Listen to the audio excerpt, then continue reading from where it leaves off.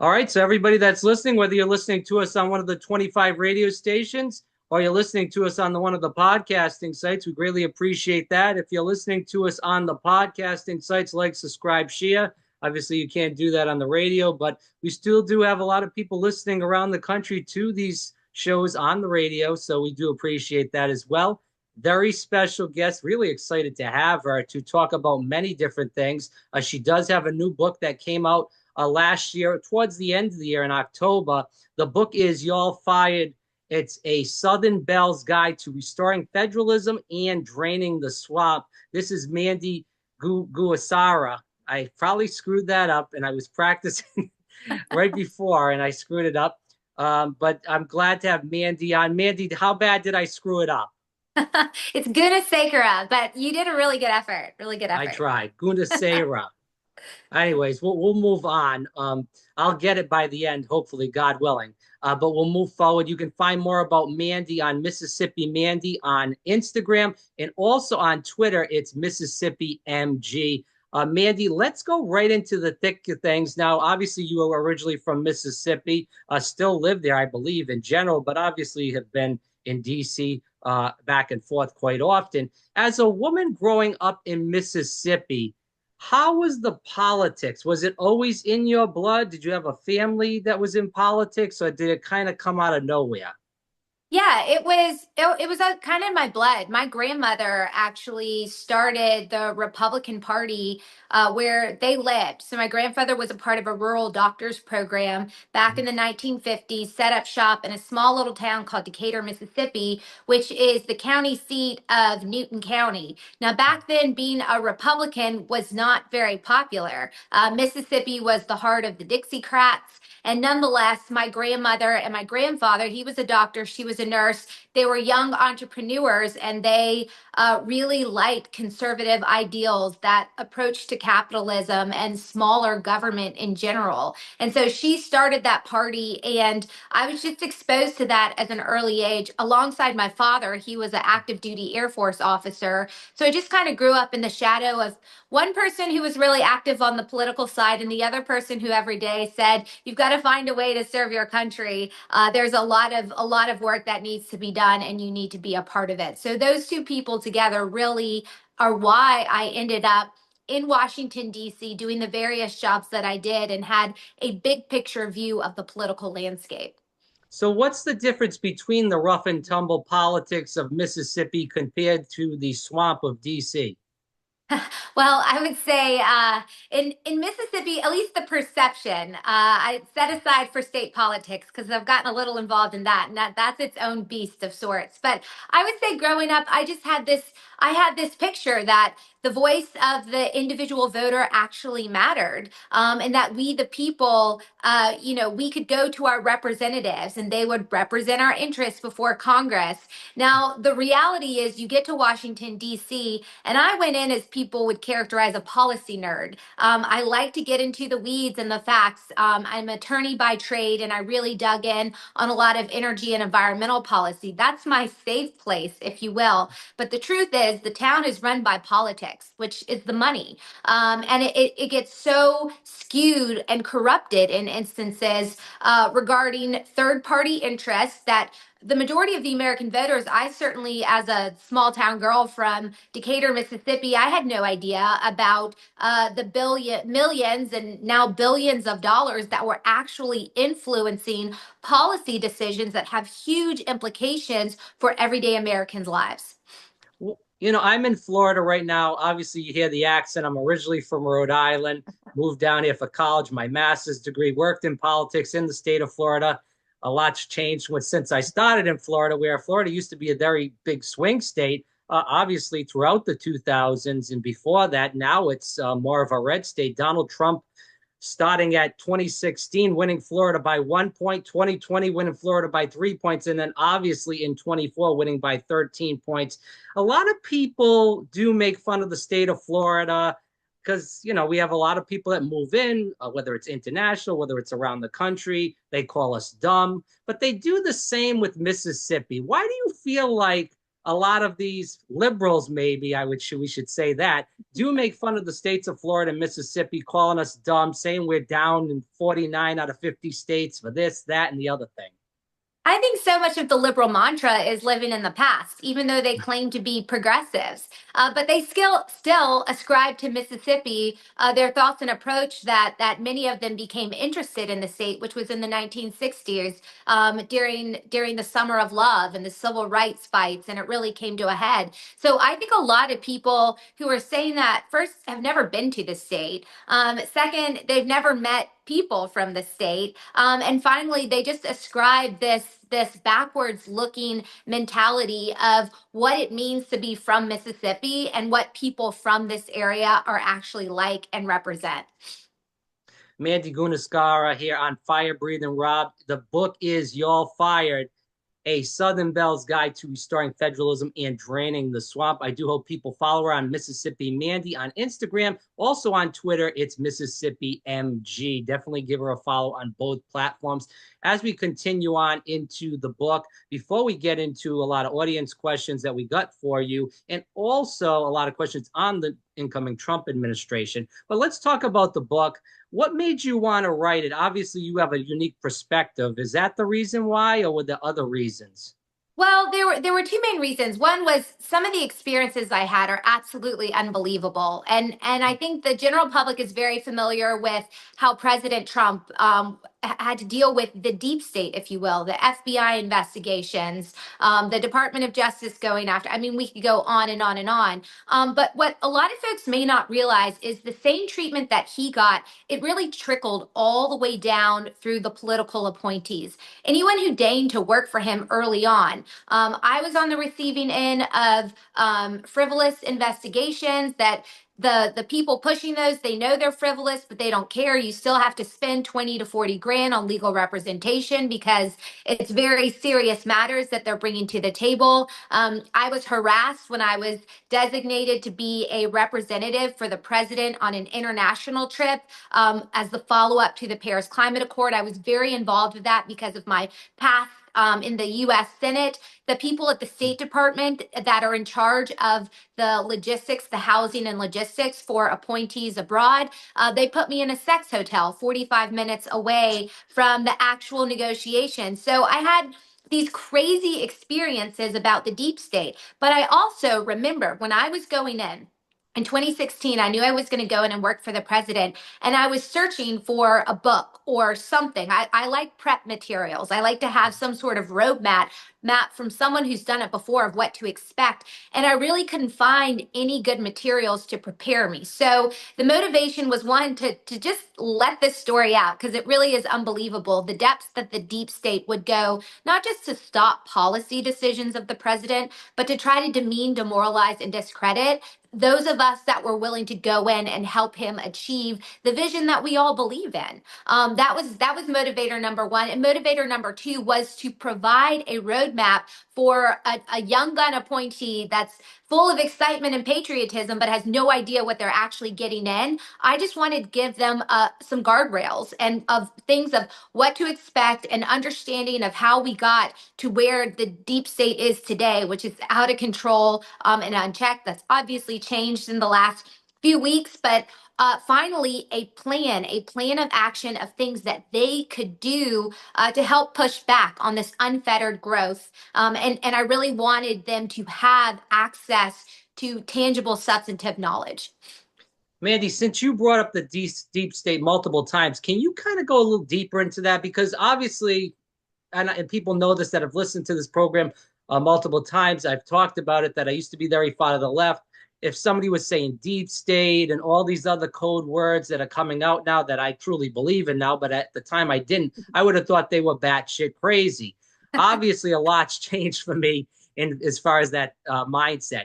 But talk about the deep state, because a lot of people just hear these words. They don't really grasp what's going on in Washington and how obviously you alluded to a couple of instances that you had with the deep state, but go a little deeper than that for the audience that maybe just kind of think it's a lot of mush mush.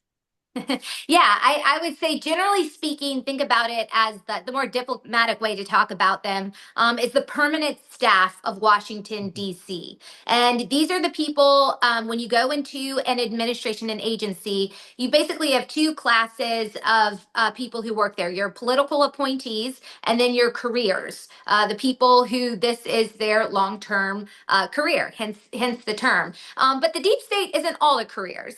There's a lot of people who work there that actually are civil servants that aren't there for their own general benefit.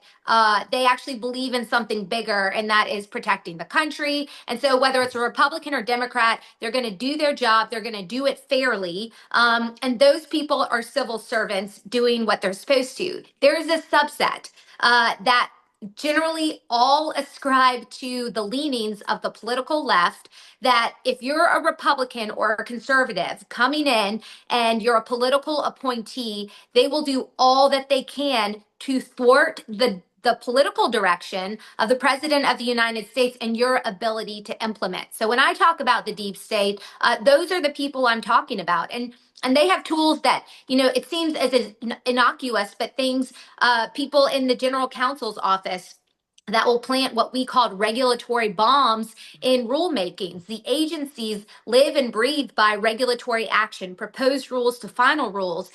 In those, they have to be justified by sound legal and technical arguments. Well, the legal team would plant in really poor legal arguments that were setting up that proposed or final rule to fail. And then they would tip their third party friends off who would sue the agency, and that would stop the entire regulatory action from getting to final and then actually being implemented. So, those sort of tactics, delay tactics, 2 to 3 weeks where no work would actually be done despite very clear direction, all the way to harassment where you have anonymous investigations, inspector generals coming into your office, FBI's showing up at your office in Oxford, Mississippi to deliver a criminal subpoena, to toying with where you stay and how you get from point A to point B when you are there on official business. Those are the tools of the deep state trade, but it's a subset of careers that work in these institutions that prioritize a political belief over doing what they have actually signed up for, which is promote and defend the Constitution of the United States, regardless of who is in power. Mandy Gunasekara here on Fire Breathing Rob. The book is Y'all Fired, a Southern Belle's Guide to Restoring Federalism and Draining the Swamp. We do hope, again, you follow her at Mississippi Mandy on Instagram, Mississippi MG on Twitter. Definitely give her a follow. Just to kind of put the exclamation point on this, Mandy, we would also agree, though, that there is a lot of people in the deep state that are conservative Republicans. I also think back to the Bush and the Cheney years and what they did to President Trump back in 2017, obviously, when you came in, that they were trying to put things in motion. We even seen in the January 6th committee, obviously, Adam Kinzinger. Mike Pence was against President Trump at the end. Also, Liz Cheney. These people don't want, and I was even hearing this, and you can correct me if I'm wrong. I interviewed Dr. Robert Malone a couple of weeks ago. He's a friend of the show, friend of me. And he said that Mike Pence was pushing against RFK Jr. and going up to the U.S. Senate and pushing against that. So President Trump couldn't get somebody that really got a lot of votes. I was an RFK Jr. Supporter myself. The reason why I switched to President Trump and voting for him in the election was because he was endorsed. RFK Jr. was endorsed President Trump, excuse me. That's the reason why I went over. And then we have, again, these deep state people, politicians, and even the bureaucrats, as you stated, whether they're Republicans or Democrats, really pushing against President Trump's narrative, which, again, he won 7 swing states, won the popular vote, and just really came in with a mandate and has shown a complete force in his first couple weeks in the presidency. Excuse me, struggling here today. Let's talk a little bit about the Trump administration. Obviously, you come in here back in 2017. It was a whole different administration. President Trump came in, didn't know anybody in Washington. And I think he listened to a lot of people that he thought were trustworthy. But in the end, the majority of those people screwed him. What was your opinion from the President Trump's administration in 2016 to President Trump's new administration here in 2025? Oh man, it's night and day. And it really is a reflection of those lessons learned. You have to think of it as this is the ninth year of President Trump being president. Even though he wasn't in office those 4 years while the Biden administration was in power, he was still operating in such and as such. And all that he went through and all his political appointees went through, it became very clear who was loyal and who was not. A lot of people thought that we were done for at the end of the last administration. I was joking but serious the other day how in Washington D.C. I went from being a toxic insurrectionist to now the belle of the ball again. And that was the spectrum by which many of us experience. But you asked such a really important and good point, and I don't want to gloss over this because I spent more of my energy fighting against our own team at President Trump's White House and even some within the ranks of EPA than I did with the left. Now they had their tricks of the trade.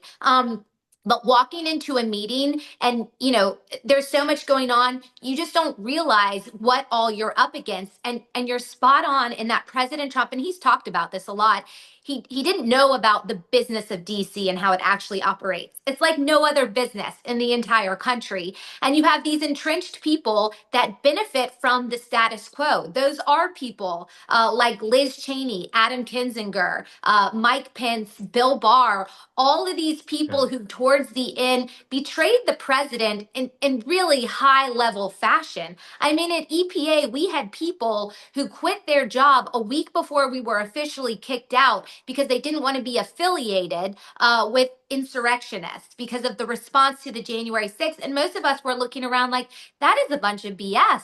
Like, we know this. I knew people who were there that were singing hymns, had no idea about this purported raid on the Capitol until they took a break to get a sandwich at a local deli and they looked up at the news. And it was completely different story from what the majority of people were experiencing on the ground versus what the news was really focusing on and coaxing. So nonetheless, there's been all sorts of opportunities for President Trump and his team to figure out where people actually fall on the line. And this administration, 47, he's wasted no time. And that's because he has people around him. He trusts implicitly. And all of us are so much wiser because we've been through this before.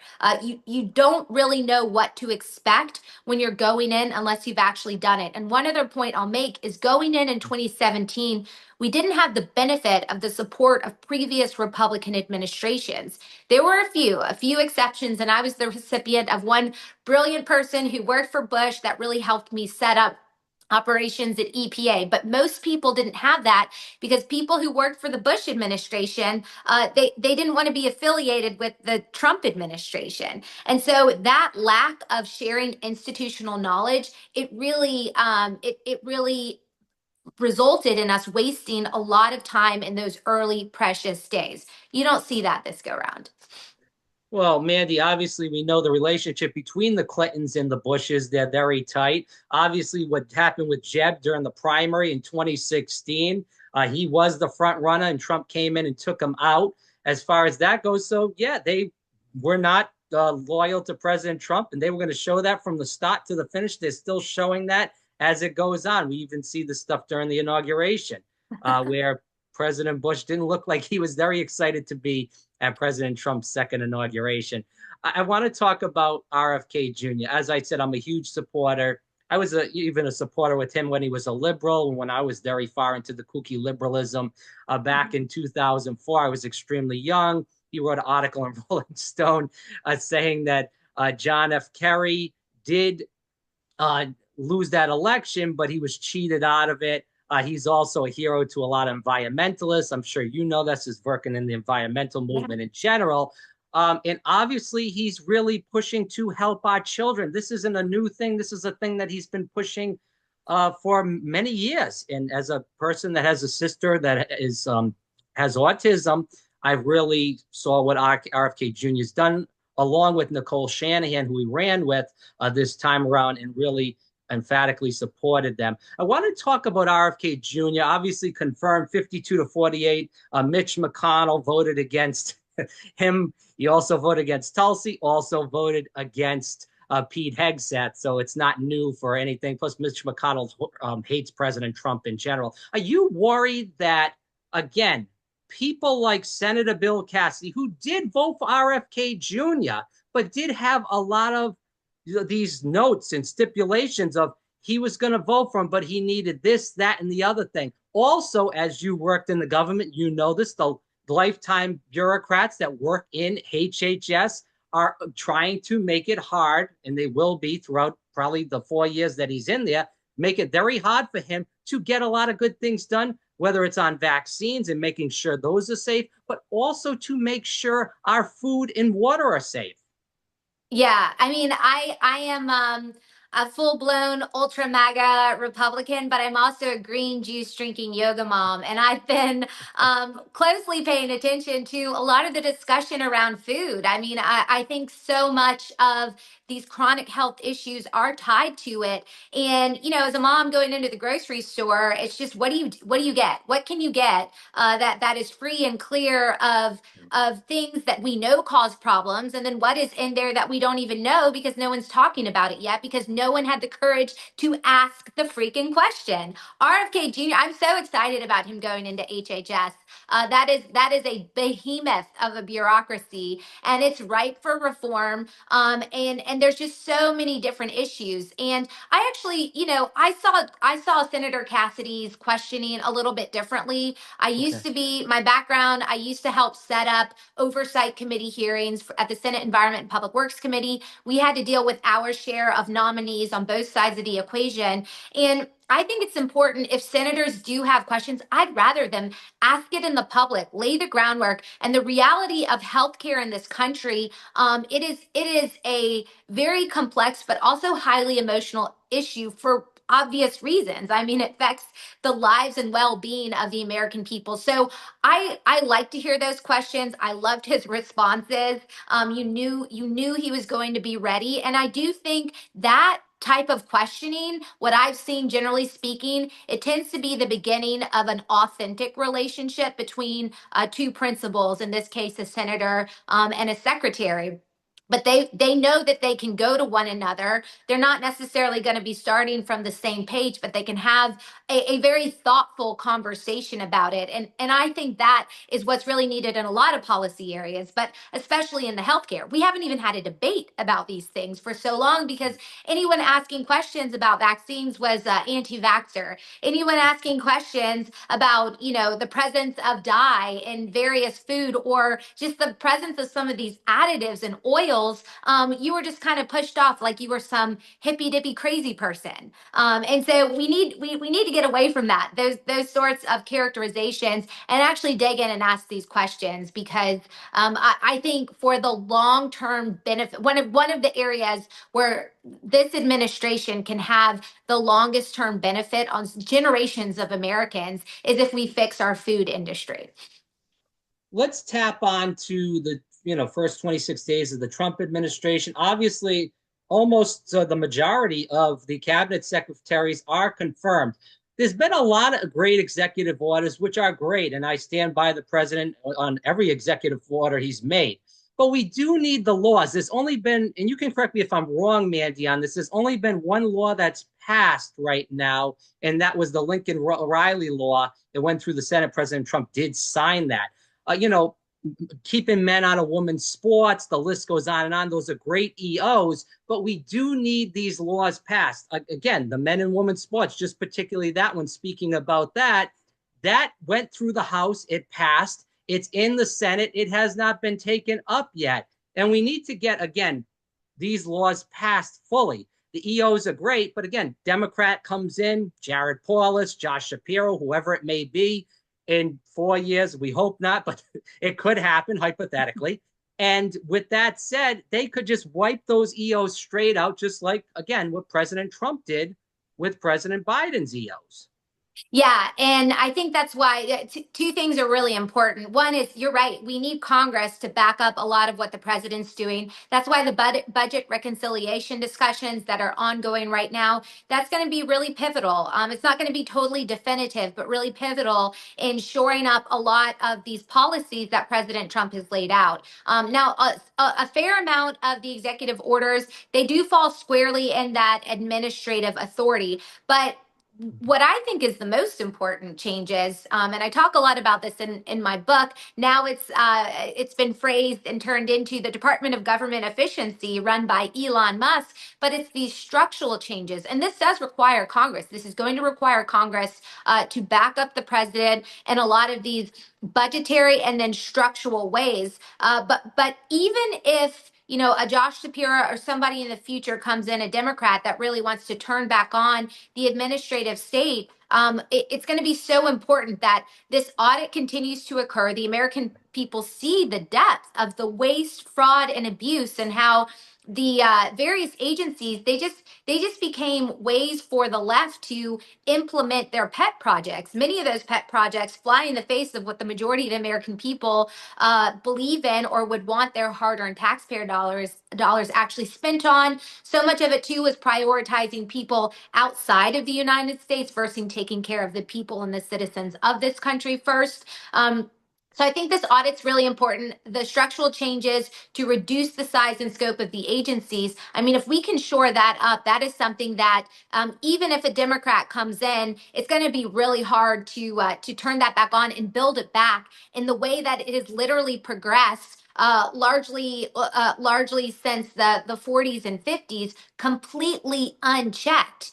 Plus, you have the American people that care about it now. There's a lot of people that have been talking about government waste, fraud, and abuse for a long time. We just needed the right person at the right time to say it in a way that the American people actually care about. So there's not just going to be technical barriers to trying to turn it back on, so long as the results of the Department of Government Efficiency are instituted and upheld. It's also going to be, it's a political issue. It is not going to be popular to say, yeah, we just need to give these bureaucrats unchecked authority to change how billions of dollars are ultimately spent, which, as we now know, typically lands in the pockets of their relatives or friends or these extreme causes that they believe in. Mandy Gunasekara here on Fire Breathing Rob. The book is Y'all Fired, A Southern Belle's Guide to Restoring Federalism and Draining the Swamp. Instagram, it is Mississippi Mandy. It is on Twitter, Mississippi MG. Definitely give her a follow. Winding down the interview with the last few questions, and I do want to get into the EPA because that is your, that's your bread and butter, I should say. I'm Yeah. fumbling with words today, unfortunately. But that's the way the cookie crumbles. We'll move forward with this. So again, as a former chief of staff of the EPA back in the Trump administration of 2017, how do we open up drilling and fracking, but also make sure there are those regulations on companies that make our water safe and obviously our air clean as well? Yeah, it requires balance. And the balance component is a lot of really, really hard technical work. Yeah. But you have people who are focused on making sure that traditional energy resources, in particular, coal, oil, and natural gas, they still provide 80% of our daily energy needs. The people who are regulating them need to make sure that they are regulated so that they operate in the cleanest manner possible, not that they try to put them out of business. And not that they get some free pass. It really is that sweet spot in the center that balances those really important goals of energy development that fuels economic growth alongside environmental protection. And man, oh man, we know so much more now. I mean, really, since EPA started tracking the presence of traditional pollutants in water and air, we've reduced them significantly. Our air, one way to think about it, is 78% cleaner today than it was back in the 1970s when EPA really started tracking it. And when it comes to water, we are number one in the world in terms of clean access to clean drinking water. Now, are we perfect? Absolutely not. And there's always work to be done, and it's not that simple. But what's been missing for a long time, and something that we actually achieved in the first Trump administration, we never got a fair shot with the Yeah. media. I mean, if you read any of those reports, we were just pillaging the earth and killing children 3 and 4 times over. We weren't doing that. What we actually did is the economy went gangbusters.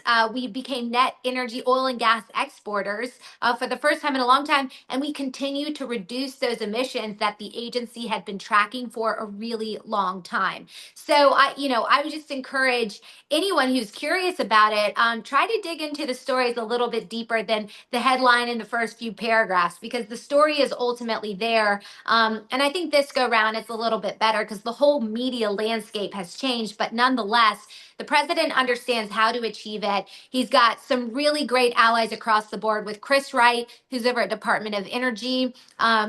He's got Doug Burgum at Interior, and then the new head of the Bureau of Land Management, a woman named Kathleen Sugama. These are people from resource-intensive states, Colorado and Wyoming and the Dakotas. But what people don't understand is those resource-intensive states, they also know how to implement effective regulations that achieve that necessary balance. Their state level regulatory agencies are some of the best in the country in achieving that. So they're bringing that experience to Washington, D.C., sprinkle it in with RFK and the Elon Musk crew. And I think it's going to achieve this really great balance that's going to be necessary to protect fundamental environmental benefits that we all really care about and do have a tangible impact on public health today. Well, getting rid of the EV mandate was clutch. I was a climate change person. Again, I was very brainwashed before the COVID fiasco started. But now I kind of see through the lines because we have people like Bill Gates, Carl Schwab, World Economic Forum stooges that are saying, again, you'll own nothing, you'll be happy. They're telling you to eat bugs. They're telling you not to eat meat. They're also pushing all this other gobbledygook nonsense with climate change, and they're on their private planes. Al Gore is also involved in this. So you can ride on your private plane, you can drive your gas car, but we can't. So again, 2 and 2 doesn't equal 4 there. I think people are starting to see through all the nonsense, and I'm sure you agree with me on that. I do 100%. And just look at this. If we care about emissions, all right, whether it's traditional pollutant, things like particulate matter, nitrous oxide, or greenhouse gases, we know how to reduce them in this country. It's through Right. technology, advancements in pollution control, and better efficient systems. We know how to do that. What the left often preaches is setting aside the emissions. They don't want to talk about the fact that since the UNFCCC, this climate treaty has been in effect since 1995, emissions have gone up exponentially. Or since 2015, since 192 countries signed on to the historic Paris Climate Accord, emissions have gone up exponentially, despite the fact that they're shoveling trillions of dollars around the world to purportedly address this issue. There's an easy measurement, there's an easy solution. That's not what they're about. They're pushing something else, and it has more to do with control and enrichment for themselves, and for the groups that they care about, which typically are antithetical to the American people. Plants need carbon dioxide to stay alive. Okay. That's one thing, right? Yeah. I mean, this is stuff we learned in science class, fifth, sixth, seventh grade. I mean, give me a break. And then you can't do anything if China and India are not in the game with this because they have tons more population, billions of people in both countries, where we have 330 million, maybe 340. I mean, give me a break. So it's just all a freaking scam. I'm sorry. I'm not falling for this gobbledygook nonsense anymore. If you are falling for this, you better read up, get Mandy's book, wake up, do something because it's a joke. Let's end again with these last 2 questions. Again, former congressman, former gubernatorial candidate back in 2022 for the state of New York.